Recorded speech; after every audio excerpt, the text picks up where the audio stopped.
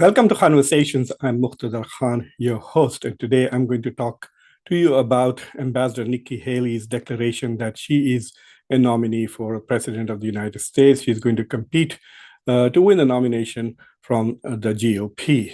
But before I talk to you about this idea of an Indian American woman potentially becoming the first woman president of the United States, please subscribe to Khanversations, ring the bell icon, like the video, and also plan to share it with your friends and your political network.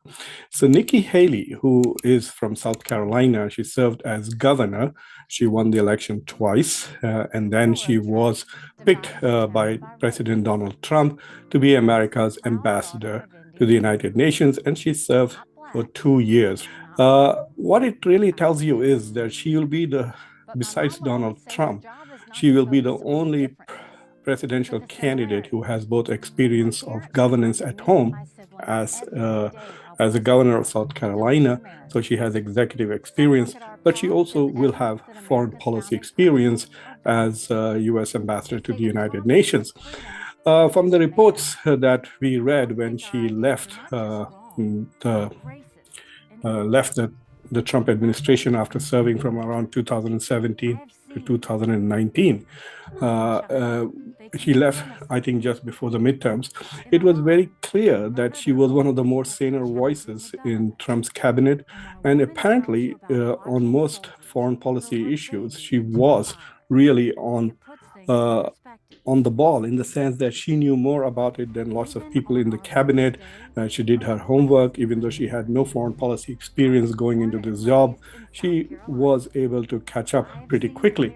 But nevertheless, her record at the UN was very much party line, the kind of positions that conservatives and Republicans take with regards to the UN, suspicion of UN, critical of US role, even going to the point of saying perhaps wondering why why the US was still part of the United Nations.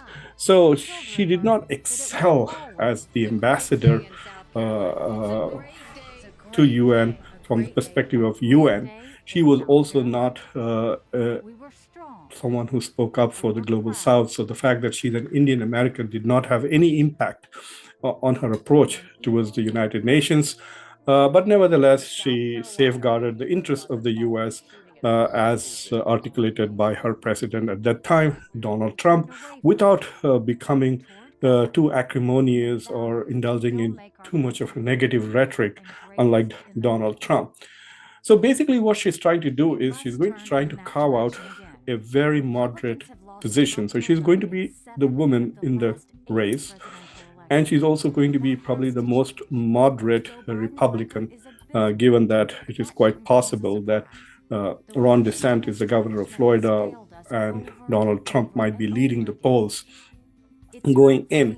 So it is quite possible that she might actually appeal to the establishment who are trying to escape the negativity, the hostility, the extreme partisanship that Donald Trump brings to the Republican Party and to the American public sphere.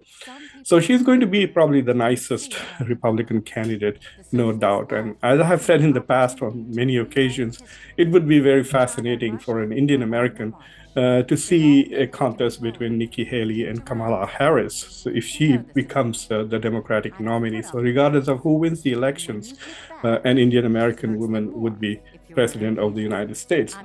But I'm not very sure. I don't think Nikki Haley will win the Republican nomination. But she's doing better than Bobby Jindal, who really crashed and burned very quickly in his presidential aspirations and has now disappeared from the political sphere. But I think Nikki Haley might be able to articulate her position sufficiently to either garner a vice presidential ticket with either of the two candidates, Ron DeSantis or Donald Trump. Or afterwards, it is quite possible that if she's not given the vice presidential ticket, she will probably be one of the strongest candidates for the position of Secretary of State if the Republican if the Republican nominee wins the presidential elections. But at the moment, let me tell you that she is a serious candidate, no doubt, even though she may not have mass appeal. She excelled in 2015 when Dylan Roof committed an atrocious act, walked into a church and killed, I think, 9 African Americans. This was a hate crime which shocked the country, and she conducted herself very well. At that moment, she even removed the Confederate flag from, I think, the House of South Carolina and gained a lot of respect and attention internationally, which eventually led her to be noticed by the Republican Party on a national basis, and they began to imagine a national role for her. So I think that this is an interesting development. We will see what happens. I will keep an eye on her campaign, and if there are anything interesting to report, I will definitely share it with you. Until next time, this is Muqtedar Khan, your host at Khanversations. Please subscribe to the channel, ring the bell icon, and don't forget to share the video with your network. Thank you very much for watching.